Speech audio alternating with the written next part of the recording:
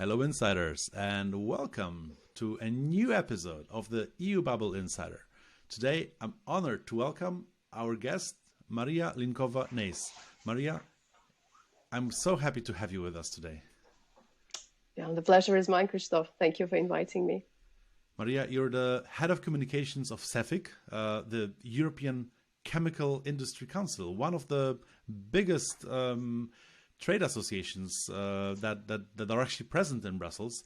And I would like to kick off our today's interview with a question about your path to this role. How do you actually become the head of communications of one of the biggest organizations in the EU bubble? What were the key turning points? Could you give us a peek into your path? Yeah, well, I think I have a very typical story. I did not grow up dreaming of becoming a lobbyist in Brussels, for sure. So it was mainly a chain of circumstances that brought me here, really, in Brussels, just like I think 90% of everyone who works in the Brussels bubble. So I did a master's degree at the University of Leuven in European Studies. And then I just discovered this fascinating world of public affairs, this quirky mix of various disciplines: economics, political science, diplomacy, public relations, marketing, and I really loved it. So I went through a rite of passage of doing several internships in a think tank, a tiny association. Then I joined a big public affairs consultancy where I spent most of the time in my early career before joining Cefic almost 6 years ago. And so Cefic indeed stands for the European Chemical Industry Council. And as you rightly said, it's the largest trade federation in Brussels that represents one of the most interesting and fascinating industries in Europe, chemicals. And why is it so interesting? Well, this is probably the most upstream industry. So this industry is at the start of all value chains, wherever you look, from pharmaceuticals and cosmetics to clean tech. Everything is done with the help of chemicals, wind turbine blades, solar panels, a battery in your electric vehicle. It's not possible to make all these things without the chemicals or materials developed by the chemical industry. And so that makes it a very interesting and challenging industry to work for. So as a lobbyist, how do you make a compelling case for something that is so essential and so ubiquitous, yet it's not really visible, it's not really present? You cannot touch or feel or smell it unless you're in the lab. So that's, I think, for a storyteller, for a lobbyist, this is certainly a very fascinating area to work for. And then on top of this challenge, we also have another one interesting challenge. So the industry is at a historic crossroads at the moment. So in line with the European Green Deal objectives, this sector has to go through what we call it a double twin transition. So basically we have to become climate neutral, more resource efficient, digitalize our processes, and also produce safe and sustainable chemicals. So for all of the viewers that I've already lost, it's four dimensions of the transformation. And in short, it means that we have to change not just the way how we produce chemicals, but also what we produce. And I mean, this is revolutionary. I can't think of any other sector that has to undergo such a profound transformation.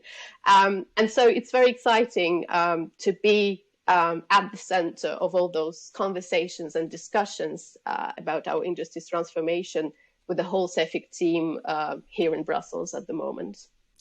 And I think that not many people are aware that this is also an industry that has undergone a significant transformation over the last years in how it communicates. To a more open and more structured communication, which is also quite important. And I'm always impressed when I hear about also the scale of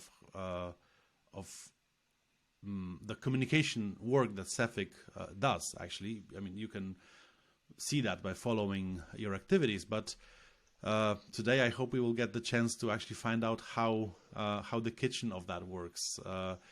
Could you tell us a bit more about how the communications department in Cefic works from the perspective of your role? How many people you have in your team, and basically, how you make it work well? Yeah. So I'm really blessed to have an amazing team working in communications and public affairs. We have more than 25 people in the whole public affairs team, advocacy and communications, because we believe in an integrated approach. So it's not advocacy and communications working in different work streams, but it's only by bringing all those teams together and ensuring the consistency of our messaging across all channels that we can actually achieve an impact. And so maybe the four principles that we stick to when communicating our industry perspective to policymakers and regulators are first, make it understandable, make it stick. This is certainly a challenge for an industry that deals with a lot of very technical issues. And I know this is not just a struggle for our sector, but also for many others that are also present in Brussels. The second principle is provide credible data, because without data and evidence, what you say is just an opinion, and opinions can be ignored and will be ignored. Then the third key principles we use is ensure that your communication passes the what's in it for me test, right? So if you address your request or ask to somebody, make sure you spell it out how this request actually matches the agenda and fits the agenda of your interlocutor. Because if it doesn't, then obviously the chances that your ask will be conceded or will be responded to are very low. And then the fourth principle is rinse and repeat. So there are numerous studies confirming that repetition of the same message all over again is an essential element of successful communication. So you have to continue repeating until you get sick physically of repeating this. And only then you can be sure that your message is probably resonating, just because your message is important to you, but all your target audience is bombarded by different messages coming from different groups. So if you just rely on one transmission, then the chances of your message landing are actually quite low. So just to repeat, the four principles that we use is make it understandable, so break it down into simple concepts, provide credible data, make the what's in it for me test, and rinse and repeat. Could you help us understand how it works in practice by maybe walking us through to a recent campaign that Cefic actually led on behalf of the industry? Yes, sure. And this is the campaign that we just started. So I think if we want to talk about this success, we should probably check in 1 year from now and repeat this conversation and see where we ended. I'd love to do so that. As I said at the beginning, we are now at this historic transformation period, the transition pathway. And of course, this is a key priority for our sector, for our industry. This has also been acknowledged by the European Commission, who has recently published a document, which is also called Transition Pathway for the Chemical Industry, which has, believe it or not, almost 200 actions that need to take place for our industry to transform. And so when we sat down together with a team thinking, okay, how do we bring this conversation outside of the immediate, chemical industry community? How do we raise awareness that this is important, and not just for us, but for others?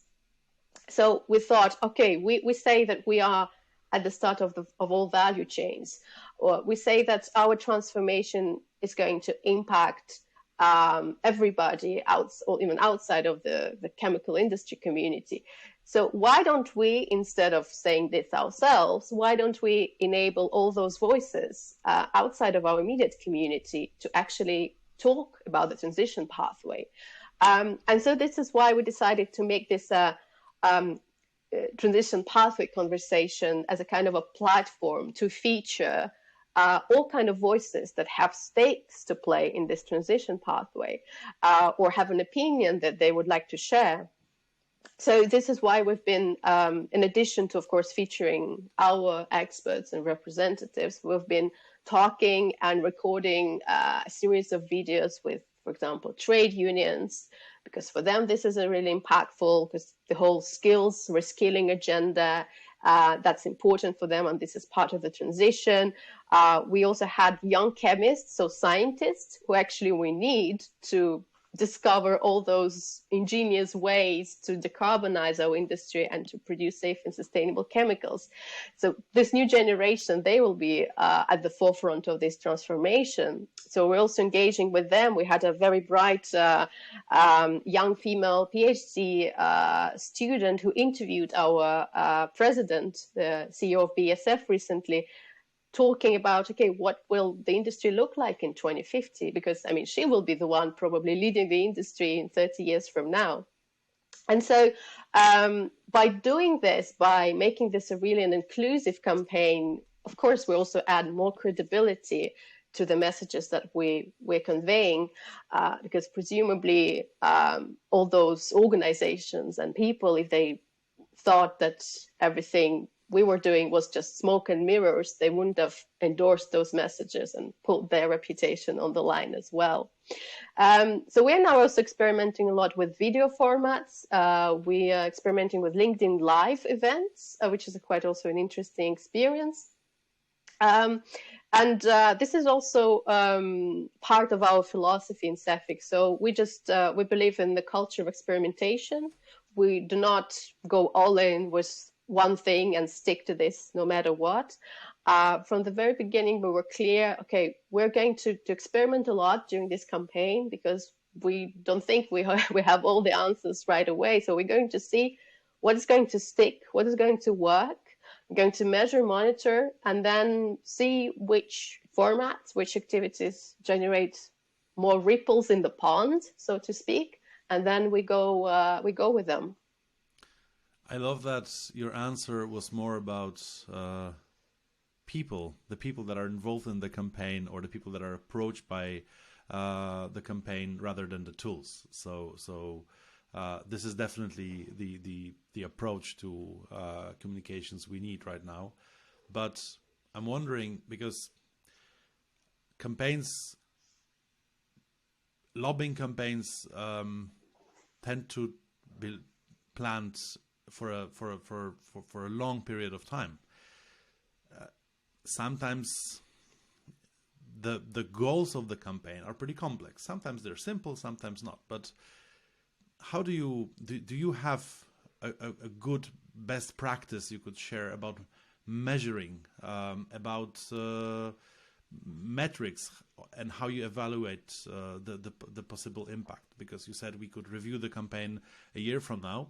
That's actually quite fast. Sometimes I've seen projects that take 3 to 4 years, and sometimes it's I think not so easy to get around reviewing the efficiency of a campaign actually. Yeah, absolutely. You're spot on, Krzysztof, because I think the measurement is probably one of the most difficult subjects in our industry, and there are, of course, books and articles, research papers written about measuring effectiveness of public affairs campaigns. And to the best of my knowledge, there is no one single bullet methodology, no magic formula that works for everybody in all situations. And if there is, and somebody among our listeners knows about it, I beg you, please write to Krzysztof.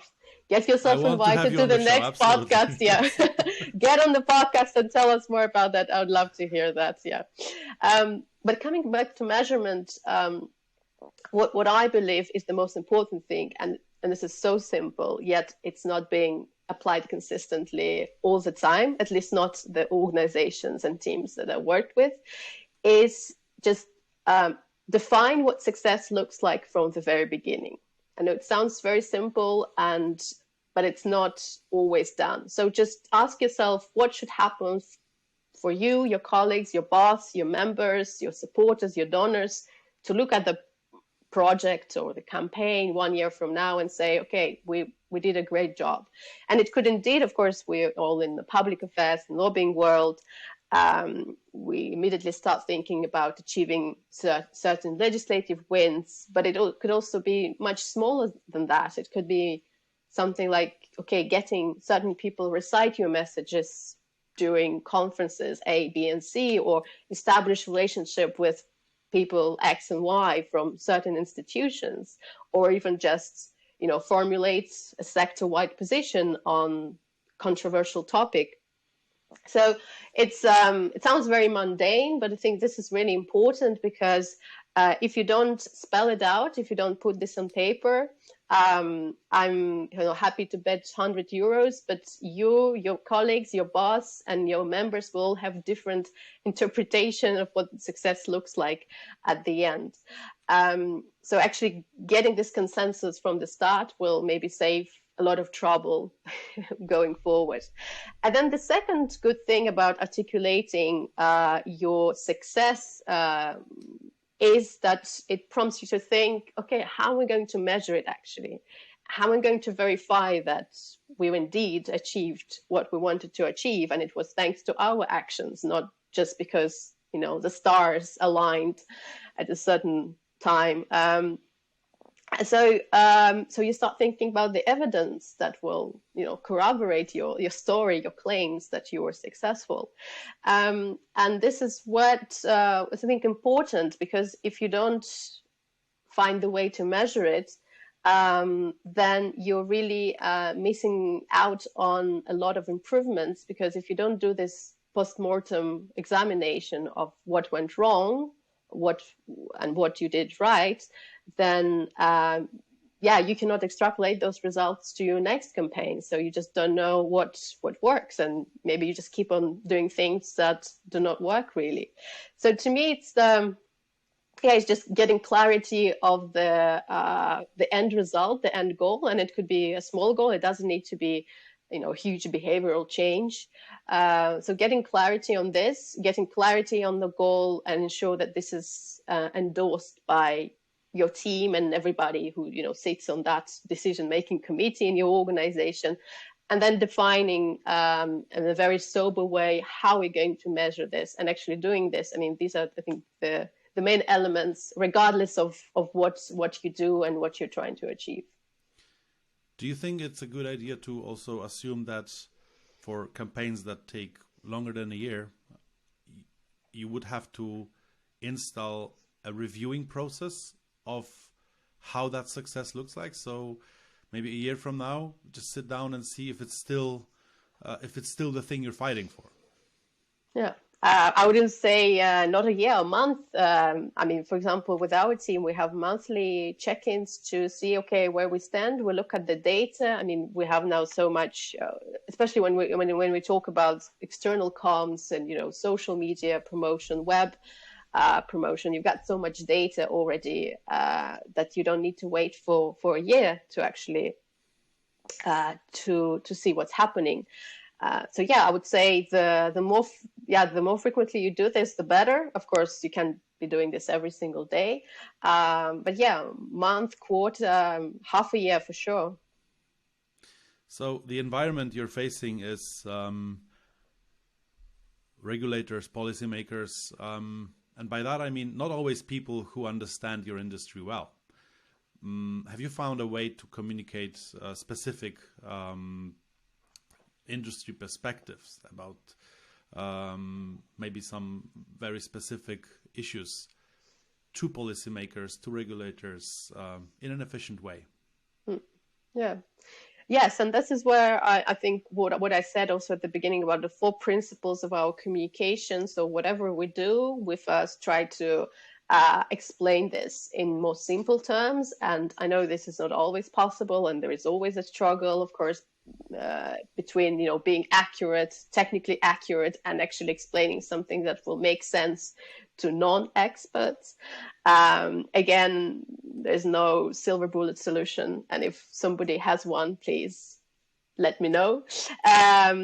Really, working with data and using data, so running studies, doing the research to corroborate your data. I think that's important. Otherwise, we're just it's just an opinion. Highlighting this element. Okay, what is it in for me? So whoever stakeholder you're approaching needs to understand immediately, why he or she would be interested to listen to us, to help us, to engage with us. That's also sometimes something that is often missed in communication. And then finally, just ensuring that you use all channels at your disposal. So from direct engagement to conferences, networking opportunities, receptions, to your website, your social media, I don't know, podcasts, apps, whatever products you create. You just make sure that your message remains consistent on all those channels. And this is also a very, very, of course, very tough challenge because the content needs to be adapted to all those channels. You can't just go with one message. But that's I think what makes our job very interesting. I think also one way to make your issue more relevant to policymakers is to find a broader angle, maybe through some collaboration with other lobby groups, with other trade federations from other industries. Do you do that often? And if yes, do you have some advice how to make it work well for the cause? Yeah. So since the chemicals, we are at the start of all value chains. Of course, we try to maintain good relationship with all other associations representing downstream sectors, and that often share the same position. We even have joint projects, for example, with Wind Europe and another amazing association. So we work together on recyclability of wind turbines, because by, I think, 2030, there will be a larger number of wind turbines that will be decommissioned. And obviously, we need to find a solution on how to recycle that. And this is where we've been working together with them. Especially as the new wind turbines are getting bigger and bigger. Yeah. So this is that's you're right. I mean, this is a big thing that, and as we need more of course, wind energy, this problem, this issue will become even more important. And you're right. I mean, the best practice is to work across the board, partner with other associations, certainly, because that adds more weight to your position, especially if you work in a small group that may not have that much leverage.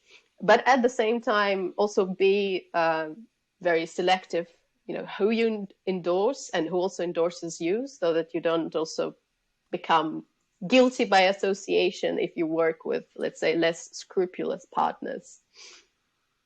Let's go back to your personal experience and your approach to work, your best practices.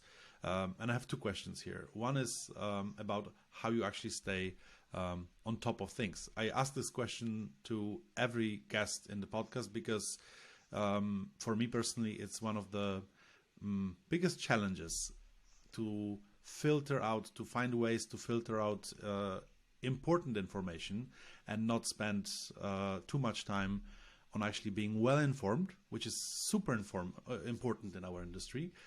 But as you said in the beginning, there's so much information going around. Everyone is trying to get to your in front of your eyes with their message. So what's your personal approach to actually, staying informed, but also guarding your personal well-being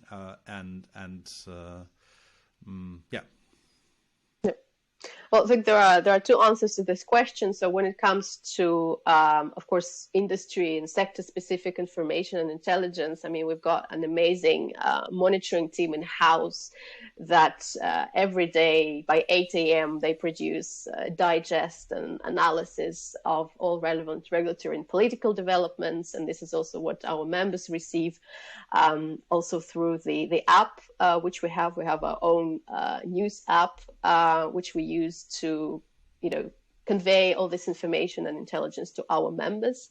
So this is one thing. Relying really on the colleagues who monitor all those developments.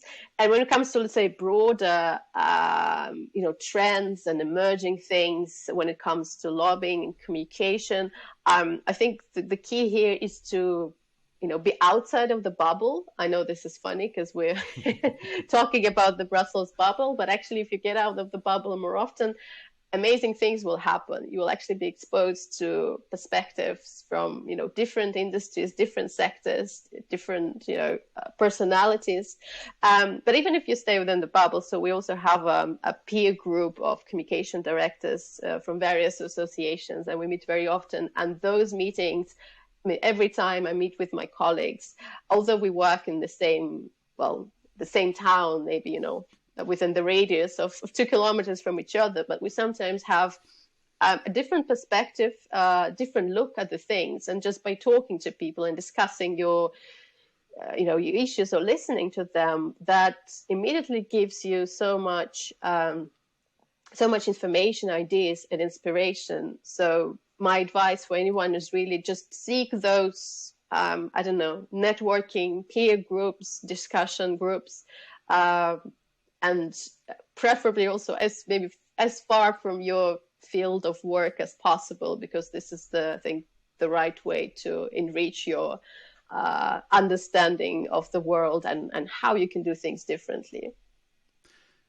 But on the other hand, you're also a publisher of content yourself. You are very active on LinkedIn. You write a lot about digital advocacy. Or you share your insights, and I think it's a question that many colleagues would like to ask you, because I assume it takes a lot of time to prepare content like this. Is it worth it? Well, I think that's the question that everybody should answer to himself or herself. I mean, for me, it's absolutely worth it. First of all, just because I love doing this. I love writing. This is my passion. And I like, this process of turning something complex into simple, or things that resonate with the audience. I think that certainly gives me the kick when I hear people say, "Oh, you were spot on, great, you nailed this." Well, that means, of course, that what I do is, what it means to some other people, and that, of course, that's great.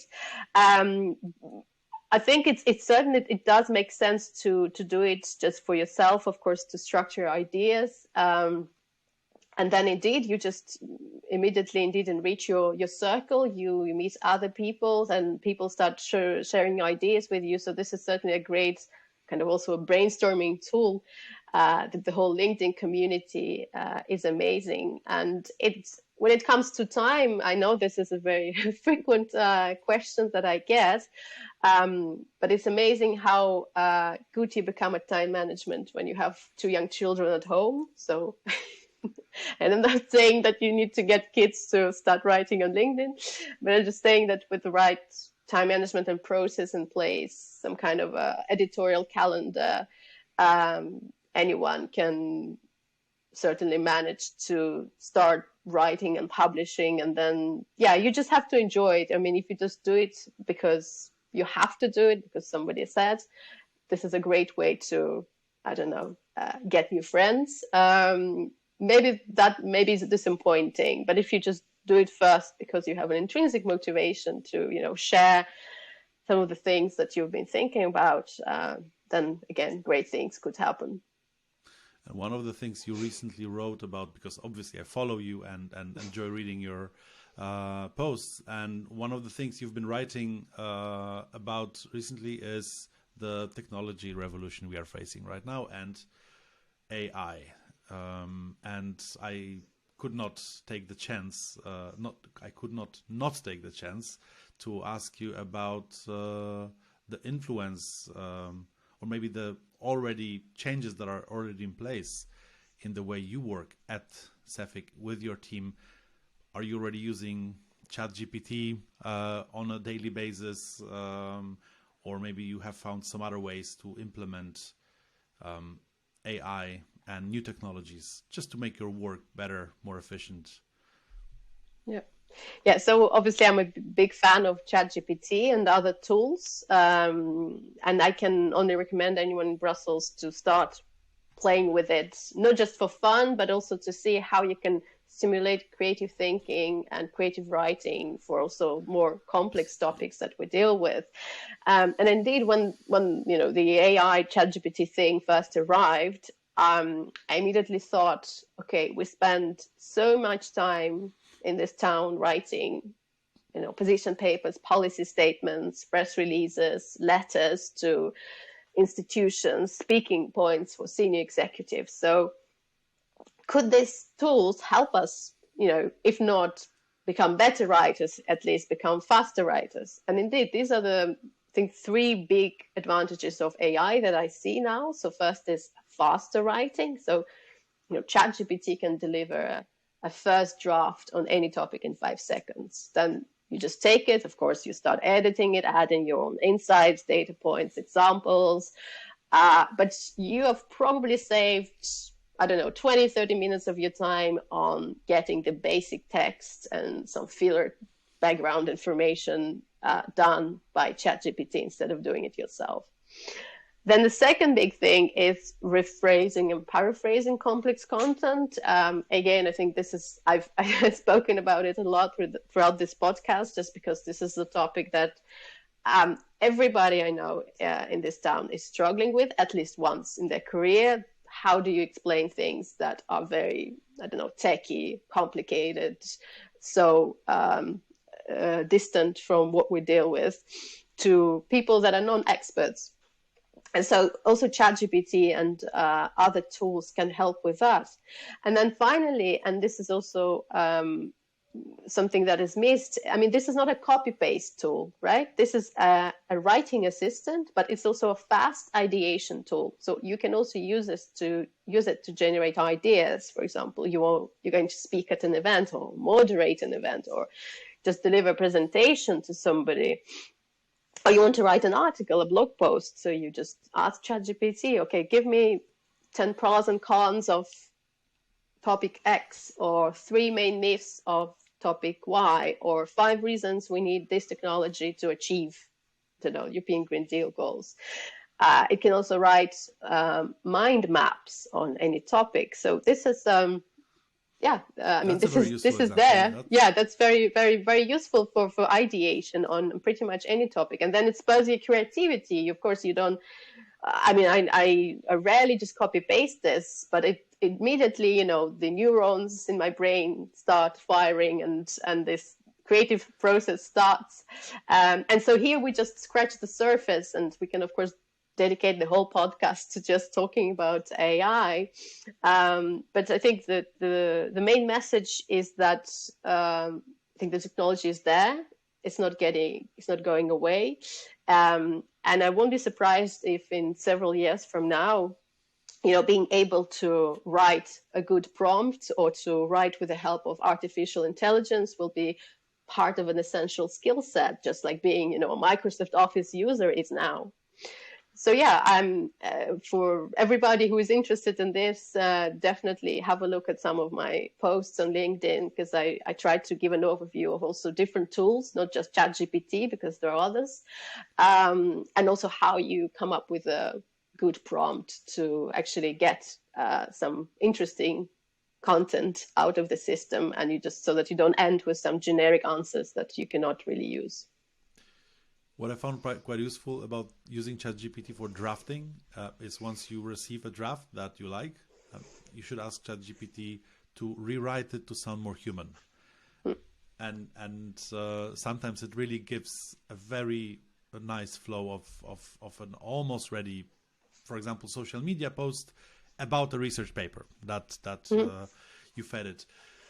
But then there's the other side of this communication process, the receivers of this information, the policymakers, the legislators.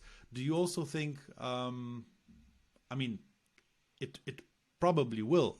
The question is how change the way organizations like Cefic, professionals like you, work with policymakers, with legislators. Maybe also because thanks to a tool like ChatGPT or something else in the future, they will just be better prepared to talk to you about your issues. Yeah, I mean, there are, of course, I think there are more questions than answers, of course, about how this thing is going to evolve. And of course, there are also legitimate concerns. There is a number of issues that arise as AI is getting more traction. Of course, there are issues of plagiarism, copyright infringement, ethical concerns as well. So let's not forget that AI also has an environmental and social footprint. So these concerns need to be addressed. But as I said, I don't think the technology is going away. So becoming an early adopter can definitely give everybody an edge on the job market. But when we talk about, AI and ChatGPT, I think what we often miss is that it's not just about writing. So AI and the big data, the automation, it's already penetrating all areas of the public affairs project management. So there are already pilots and mature software that can do pretty much everything from analyzing amendments in the parliament, analyzing and mapping voting history, doing a stakeholder mapping, analyzing all relevant conversations on social media and traditional media and linking all those influences together. Analyzing responses to a public consultation, transcribing in real-time committee meetings. So all these things, all these actions that I think only several years ago, we all used to do it manually. Now it can all be done automatically at a fraction of a second. So I think this is a real game changer. And so if you're not aware of those tools or if you don't use them, you're missing out. If you're a team leader, your team is missing out on some efficiency gains.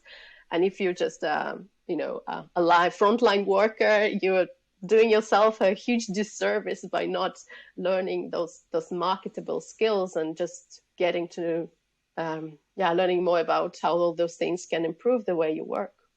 Absolutely. And what is most exciting for me is that this is just the beginning. I mean, it's already such an amazing step forward.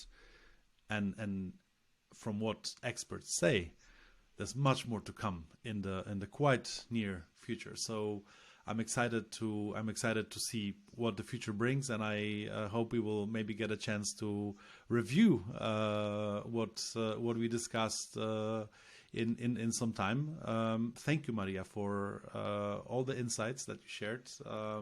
I'm sure this conversation will be very valuable, both for colleagues who are seasoned insiders, but also those who are launching their careers in the bubble. So thank you so much for your time today.